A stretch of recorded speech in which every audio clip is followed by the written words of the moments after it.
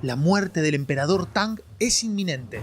Las últimas noches fue acosado por un ejército de sombras y demonios, comandados por el gran dragón de las nubes rojas. Quédense para ver cuál es el plan del verdugo, cómo van a poder salvar al emperador Tang de la muerte.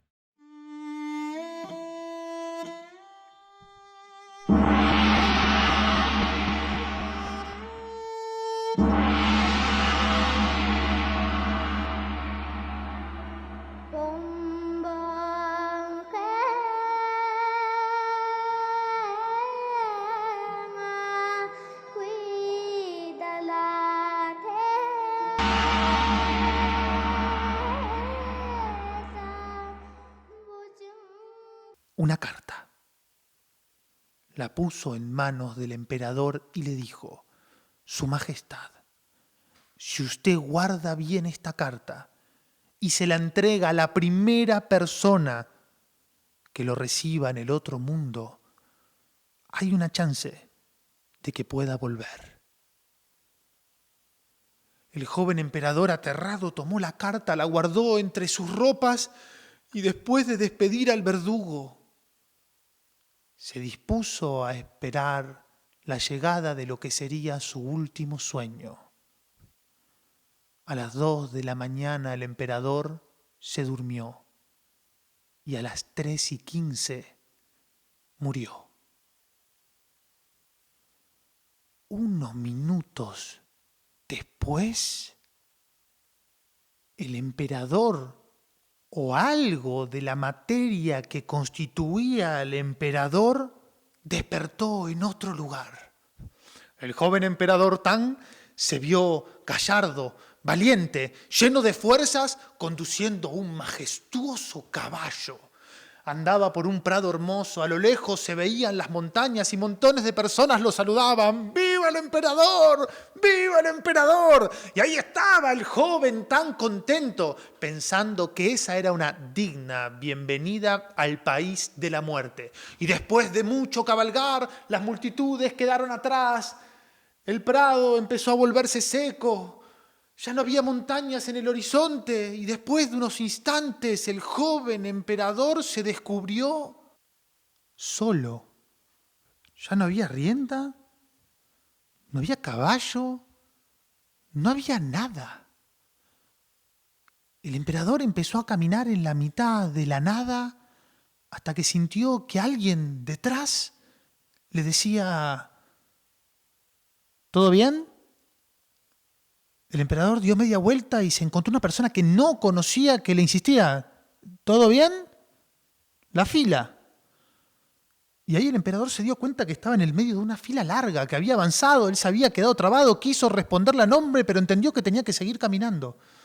La fila era bastante larga, pero avanzaba. Todos estaban vestidos de la misma manera, el emperador también. Cuando estuvo cerca de la entrada, vio que era una enorme puerta con letras de oro. Decía que era la puerta de los espíritus. Ahí había un funcionario vestido de blanco, con un sombrero blanco con borlas de oro. Ese funcionario inspeccionaba unos instantes a las personas que ingresaban ahí e indicaba qué ruta tenían que tomar. Y unos demonios espantosos, de cara azul, escoltaban a estos difuntos a sus moradas. Fue el turno del emperador. Estaba esperando que le señalaran su lugar, pero el funcionario se lo quedó mirando y le preguntó: ¿usted tiene algo para mí? El emperador, que no sabía qué hacer, se tanteó y sintió la carta.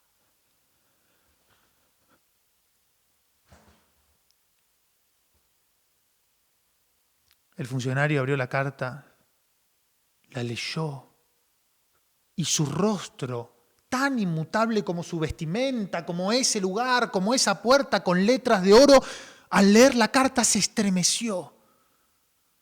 Se llevó al emperador a un lado y le preguntó: ¿qué era eso? ¿Qué es esto?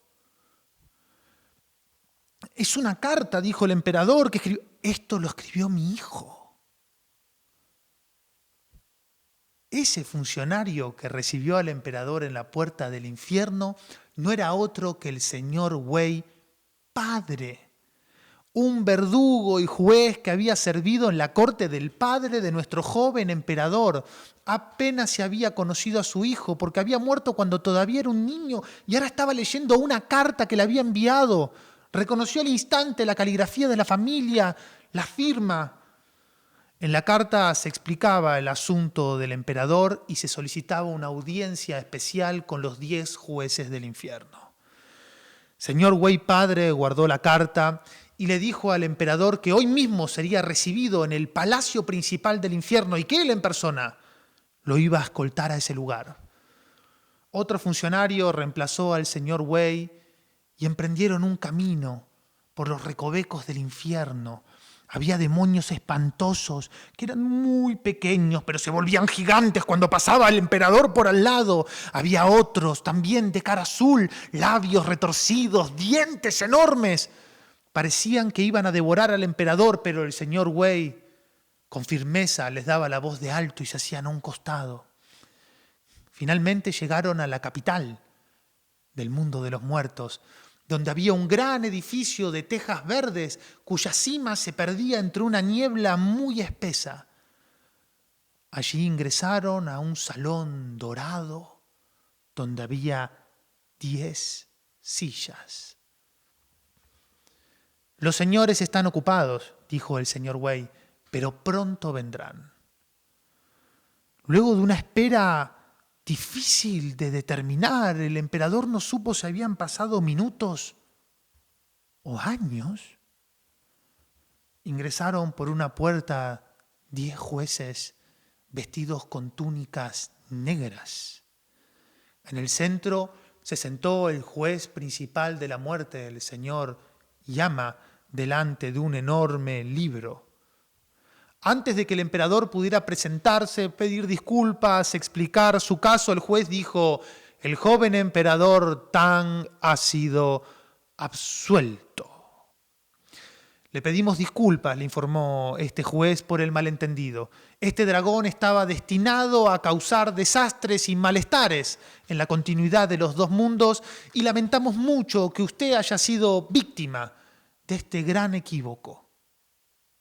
¿Equívoco? ¿Eso significa que puedo vivir?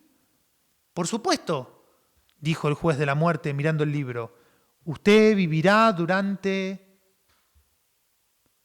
algunos años más y será recordado por siglos a causa de la gran misión.